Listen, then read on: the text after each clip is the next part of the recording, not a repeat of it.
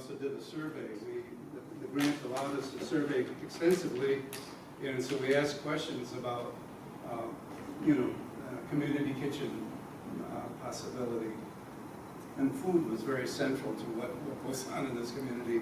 And so the food entrepreneur concept is what we're using to do in the community kitchen. And one of the things that happens is that when I talk to folks from the community and elsewhere, somebody will say, well, my abuelita never gave me the recipe to do tamales. So just to kind of, the point of what we're doing today, and like put what we're doing today in the context of the larger project. So in 2018, Ray and I were looking at this design and kind of developing this concept together and with a couple of other people, just going to meetings on our own, trying to figure out what this would look like. In 2019, like Ray said, we kind of looked for, and Ray was looking for different funding sources, and we got awarded the KIPD. So the point of this slide is to really show, to be frank, this being a community meeting, I think sometimes there's different expectations about where it is in the process. So to just kind of describe that we have the concept down, and now we're obviously going into, we're looking to refine this concept really at this meeting, figure out exactly what the balance is between things, and kind of go from there to develop a final floor plan, and then start construction ideally January of 2020. So kind of doing planning over the fall and then starting construction in 2020. Part of the decision making is that community groups continue to meet in here, and they like the space, and people that were artists like the space, and so to drastically modify it, was the big question, why? And we were looking at it from a business model. What we wanted to do is we wanted it to be self-sustaining, and so that's what Eastern Market tries to do. And then Kresge, just by chance, sent me to a book signing event where a group from San Francisco that has a community kitchen came in, and I asked them that same question. How are you self-sustaining? And they said, we're not. He said, we're a nonprofit organization. Our mission is to serve the community, and what we need to do is to be able to get foundations and grants to support our mission in order to do what it is that the community needs. And so, that was pretty straightforward, and the program officer from Kresge was there, so I was so glad that he sent us there, because it's good to have a business model, and you still have to pay the bills, but it's also what the community reasoning is behind what we're doing here. And so, just as Nathan said, we need more input. We need to determine how much of this, because we still have to pay the bills ultimately, but if we're going to design it so that we have our kitchen and a good-sized gallery for meetings and for exhibits, it just means we have a smaller space in the rear here for assembly and storage. So, Mary. Well, it seems to me, depending on how you lay out the community kitchen, it just may make this space more lucrative to rent. When folks can come in and do some events and they have a kitchen that they can work out of. Yeah, and that is one of the things that we saw at Eastern Market that worked really well. So yeah, I'm just going to start kind of writing as we talk. Yeah. So you mentioned a coffee shop or a cafe. Yeah. But I don't see it on this particular rendering. So is that like a later phase? Because that could help you with sustainability too. Nathan built it into this, which would be the middle window, but that was just an initial, rendering. We're thinking of still a space there, but not something that would be replicating what we had when we had Café con Leche. I know, I was just going to bring that up. Everybody, when you survey community, they always talk about Café con Leche. And if folks don't know, we had Café con Leche here. That's true. Yeah, So, across the way. Yeah, we were, You're too early. stimulating that. Yeah. Well, it was the perfect storm. Yeah. Well, and then, the models, because he was in 2 other locations. And one of the things we have is we have 4,000 people that travel through this campus every month. And so, something for beverages and, coffee and the like, people have a couple hours to kill. But do we provide a space where somebody sips on a cup of coffee, uses the internet, and, you know, All day. yeah, that's not a self-sustaining model. That's what hurt Café Con Leche. And I don't know how many people told me their office was over there at Café Con Leche, and so I'd meet there. Right. So, I mean, that's the other issue we have. You don't provide Wi-Fi? Yeah, and that, It's very needed. Yeah, you have 15 minutes. yep. Maybe you're going to share this. Can you give just the broad strokes? What is the budget in general? You don't have to give me details, but how much does it cost to maintain this? So how much income would you be needing generally? I'm assuming you have a budget, but also how much of that, for example, with the kitchen, does it assume it will be used 3 days out of the 5 days out? I'm just thinking of resources here, of which we have a lot. Well, some of this is being determined in these meetings because we need input.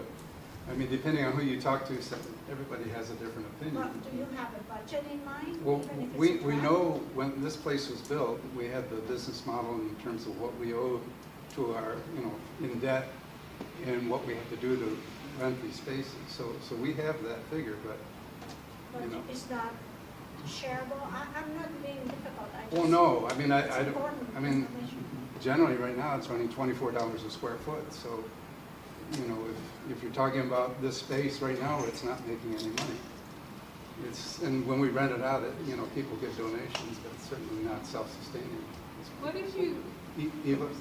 Well, what's the proposed budget? Like, Yeah, well, what do you no. hope to generate by doing a cafe and having a kitchen? So actually, I could probably answer that just through kind of looking at the framework that we've set up, like what we know we're going to do and then how we're going to attack those kinds of problems, just the order. So there's a couple of slides here. There's a lot of information, but I think like after kind of massaging things, you guys will see kind of where we're at. So this is what we're definitely going to do in phase one. So at phase one being what we've gotten money to do physically with the Kresge grant. So what we're doing is improving this space with a cafe, bathrooms, better lighting and wall space for the gallery, probably raise the ceiling up. There's a nice high ceiling above the tile, and AV and presentation equipment for public meetings. So the Kresge grant covers hard costs for those kinds of improvements for this phase. We want to prepare for phase two, which is the community kitchen. So we want the layout that we're doing now to be workable for the next year or two before the kitchen comes up, but then also we want to know the final layout that includes the kitchen, get any piping done that we need to. So the Kresge grant that we have now, it covers planning and construction for phase 1 and 2, and then the kind of schematic layout. Planning and construction for phase 1, and then the schematic layout of phase 2. So the decisions that we're talking about here, that we've kind of identified in this slide as an example of what we've all been saying, are the decisions that we all have to make, but kind of come down to Ray and MCDC as the ones who are responsible for this. So how do we balance the program? How do the income streams work? For the gallery and assembly spaces, what kind of art is going to be displayed? What kind of artists are we going to bring into the space?